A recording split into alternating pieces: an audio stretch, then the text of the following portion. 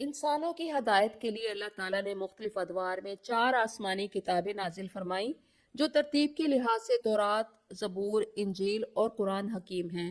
پہلے تینوں کتابوں میں بنی اسرائیل کی طرف بھیجے گئے رسولوں حضرت موسیٰ علیہ السلام، حضرت داؤد علیہ السلام اور حضرت عیسیٰ علیہ السلام پر نازل ہوئی۔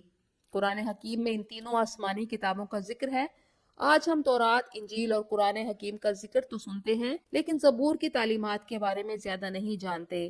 آج کی اس ویڈیو میں ہم جاننے کی کوشش کریں گے کہ کیا آج زبور کا کوئی نسخہ دنیا میں موجود ہے، زبور کو ماننے والے لوگ کون ہیں اور زبور کی تعلیمات کیا تھیں، اور زبور میں نبی کریم صلی اللہ علیہ وآلہ وسلم کی آمد کی پیشین گوئی کن الفاظ میں موجود ہے۔ زبور بنی اسرائیل کی طرف بھیجے جانے والے ایک نبی بادشاہ حضرت داؤد علیہ السلام کی طرف اس وقت نازل کی گئی جب بنی اسرائیل کا دوسرا فیز تھا۔ پہلے فیز میں انہیں حضرت موسیٰ علیہ السلام نے مصر سے نکالا اور حضرت موسیٰ کے شاگرد حضرت یوشع بن نون کی رہنمائی میں بنی اسرائیل نے فلسطین فتح کیا۔ اس کے بعد مختلف ادوار گزرے اور جب حضرت شموئیل علیہ السلام نبی بنا کر بھیجے گئے تو اس دور میں بادشاہ طالوت تھے۔ اس وقت تک بنی اسرائیل کے 12 قبیلے انتشار کا شکار ہو چکے تھے اور کمزور ہونے کی وجہ سے اکثر جنگ و جدل کا شکار رہتے تھے۔ بنی اسرائیل کے ان 12 قبیلوں پر کبھی کوئی حملہ کر دیتا اور کبھی کسی اور قبیلے سے شکست کھا جاتے۔ اس وقت بنی اسرائیل کی کوئی مرکزی حکومت نہ تھی، یہاں تک کہ دشمن ان پر غالب آنے لگے تو پھر بنی اسرائیل کے قبیلوں کے سردار اپنے اس دور کے نبی کے پاس آئے جس کا نام حضرت شموئیل علیہ السلام تھا، اور ان سے درخواست کی کہ آپ ہماری قوم کے لیے کسی کو بادشاہ بنائیں تاکہ ایک حکومت قائم ہو جائے، اور جب کوئی حکومت قائم ہو جائے گی اور بادشاہ بن جائے گا پھر ہم مستحکم ہو کر حملہ آوروں سے باقاعدہ مقابلہ کریں گے۔ حضرت شموئیل علیہ السلام نے کہا کہ میں پھر اللہ کے حکم سے ایسا کر دیتا ہوں، لیکن پھر ایسا نہ ہو کہ تم جنگ سے منہ پھیر لو۔ بنی اسرائیل کے سردار کہنے لگے کہ ہم اللہ کی راہ میں کیوں نہیں لڑیں گے جبکہ ہمیں ہمارے گھروں سے نکالا گیا۔ حضرت شموئیل نے اللہ کے حکم سے ان کا بادشاہ طالوت کو بنا دیا کہ وہ طاقت اور علم میں سب سے زیادہ تھے۔ بنی اسرائیل کی قوم نے حسب عادت انہیں ان کی غربت کی وجہ سے پہلے بادشاہ ماننے سے انکار کیا۔ آخرکار جب حضرت شموئیل علیہ السلام نے بتایا کہ ان کو اللہ نے مقرر کیا ہے اور طالوت کے سربراہی میں تمہیں تمہارا تابوت سکینہ بھی واپس مل جائے گا جو حملہ آور تم سے چھین کر لے گئے تھے، اور پھر بنی اسرائیل نے طالوت کو بادشاہ تسلیم کر لیا اور پھر ان کی رہنمائی میں ایک طاقتور حملہ آور جالوت سے لڑنے کے لیے تیار ہو گئے۔ جالوت انتہائی طاقتور اور لوہے کے لباس میں ڈھکا ہوا تھا، جسم پر ہتھیار تھے اور سوائے آنکھ کے کچھ نظر نہ آتا تھا۔ طالوت کی فوج میں ایک نوجوان داؤد بھی تھے۔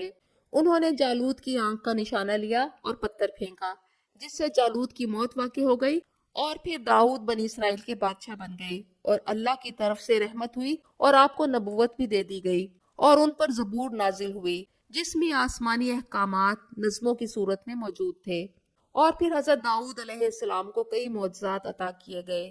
آپ کے ہاتھ میں لوہا آٹے کی طرح نرم ہو جاتا تھا جس سے آپ ذرہ بختر بنا کر فروخت کرتے اور روزی کماتے۔ جب آپ زبور کو خوبصورت انداز میں پڑھتے، اللہ کی حمد و ثنا بیان کرتے تو پہاڑ اور پرندے بھی رب کی تسبیح بیان کرنے لگتے۔ آپ کی آواز لہن داؤدی کے نام سے جانی جاتی ہے۔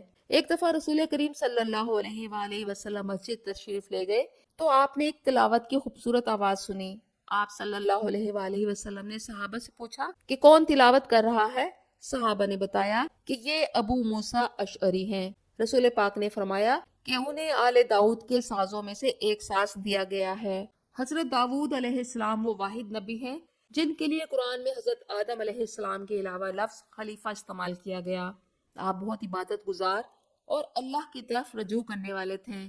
آپ پر نازل ہونے والی مقدس کتاب زبور عبرانی زبان میں لکھی گئی جو اپنے وقت کی ادبی اور مذہبی زبان تھی۔ اس کا ادبی اسلوب انتہائی شاعرانہ اور جذباتی ہے۔ زبور میں تشبیہات، استعارے، کنائے اور علامتی زبان استعمال کی گئی ہے۔ زبور میں شریعت اور شرعی احکامات نہیں ہیں اور نہ ہی زندگی گزارنے کے اصول اور احکامات بیان کیے گئے ہیں، بلکہ یہ اللہ کی تعریف اور حمد و ثنا پر مشتمل کتاب ہے جو آج بھی ادب کا شاہکار سمجھی جاتی ہے۔ زبور کو انگریزی زبان میں سامس اور عبرانی میں تہیلیم کہا جاتا ہے اور یہ آج کے زمانے کی بائبل کا حصہ ہے۔ زبور کے کل 150 ابواب ہیں جنہیں ان کے موضوع کے اعتبار سے 5 کتابوں میں تقسیم کیا گیا ہے۔ کتاب اول مزمور 1 تا 41 کا موضوع ہے انسان کی سچائی اور یہ خدا کے ساتھ تعلق کو بیان کرتی ہے۔ کتاب 2 مزمور 42 تا 72 کا مرکزی موضوع قوم کی نجات اور بادشاہت کی دعائیں شامل ہیں۔ اس کتاب کا مشہور مزمور 51 ہے جو توبہ اور بخشش کی دعا ہے۔ کتاب سوم 73 تا 99 مزامیر پر مشتمل ہے جس کے موضوعات مصیبت کے اوقات میں ایمان اور خدا کی عدالت پر مشتمل ہیں۔ کتاب چہارم میں 90 تا 106 مزامیر شامل ہیں جن کا موضوع خدا کی حاکمیت ہے، جس میں سب سے مشہور مزمور 90 ہے کہ اے خداوند تو ہی ہماری پناہ گاہ ہے، اور یہ مزمور حضرت موسیٰ علیہ السلام سے منسوب ہے۔ کتاب پنجم کے مزامیر 107 تا 150 ہے جس میں تورات کی تعلیمات کی عظمت اور خدا کی حمد و ثنا اور شکر کے مزامیر شامل ہیں۔ 119 مزمور طویل ترین ہے جس میں 176 آیات ہیں۔ مفسرین اور ماہرین زبور کے ان مزامیر کو 5 مضامین میں تقسیم کرتے ہیں جو حمدیہ مزامیر، فریادی مزامیر، شکرانے کے مزامیر، تاریخی اور حکمت کے مزامیر پر مشتمل ہیں۔ عیسائیوں کے نزدیک زبور بائبل کے عہد نامہ قدیم یعنی اولڈ ٹیسٹمنٹ کی 19ویں کتاب ہے۔ عیسائی زبور کو بائبل کا حصہ سمجھتے ہوئے اپنی عبادات، دعاؤں اور ذاتی مراقبے میں استعمال کرتے ہیں، اور تمام عیسائی فرقے کیتھولک، پروٹیسٹنٹ اور آرتھوڈاکس زبور کو بائبل کا حصہ سمجھتے ہیں، جبکہ یہودیوں کے نزدیک زبور ان کی مقدس کتاب تنک کا حصہ ہے جس کے 3 حصے ہیں۔ پہلے حصے میں تورات کی 5 کتابیں ہیں، دوسرے حصے میں نوبیم انبیاء کی کتابیں ہیں اور تیسرے حصے کی پہلی کتاب زبور ہے۔ یہودی اسے تہیلیم کہتے ہیں اور روزانہ کی دعاؤں میں پڑھتے ہیں۔ اسلامی نقطہ نظر سے زبور 4 آسمانی کتابوں میں سے ایک ہے۔ توریت میں زیادہ تر شرعی قوانین ہیں، زبور میں دعائیں اور مناجات ہیں، جبکہ انجیل میں حضرت عیسیٰ علیہ السلام کی تعلیمات ہیں۔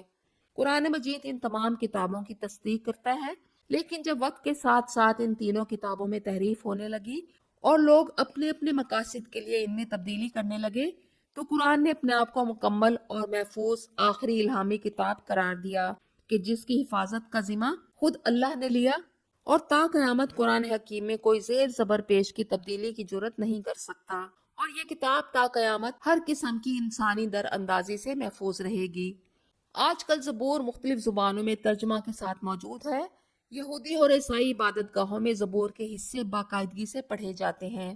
اگرچہ زبور کا اصل نسخہ موجود نہیں، تاہم اس کے بہت سے حصے تورات اور بائبل میں محفوظ ہیں، اور زبور پر ایمان رکھنے والے بنیادی طور پر 3 بڑے ابراہیمی مذاہب کے پیروکار ہیں جن کا عقیدہ اور طریقہ کار مختلف ہے۔ زبور عیسائیوں کی عبادات، دعاؤں اور گیتوں کا مرکز ہے جسے دنیا کے تمام عیسائی اپنے ذاتی اور اجتماعی دعا میں استعمال کرتے ہیں، اور ظہور یہودیوں کی کتاب عبرانی بائبل کا بنیادی حصہ ہے۔ اس طرح زبور یہودیوں کی دعاؤں اور تہواروں کا اہم حصہ ہے، اور زبور کی پوری کتاب مشکل اوقات، بیماری یا غم میں پڑھی جاتی ہے، جبکہ مسلمانوں کے نزدیک اصل زبور حمد و مناجات کی کتاب تھی، لیکن تورات اور انجیل کی طرح زبور کے متن میں بھی تحریف ہو چکی ہے۔ اس لیے مسلمان زبور کے موجودہ نسخوں کو حتمی ہدایت کے لیے نہیں مانتے، بلکہ قرآن کو آخری محفوظ اور مکمل شریعت سمجھتے ہیں۔ اس طرح زبور پر ایمان رکھنے والے یہودی، عیسائی اور مسلمان پوری دنیا میں پھیلے ہوئے ہیں، لیکن ہر مذہب کا اس سے تعلق اور عقیدہ کا درجہ مختلف ہے۔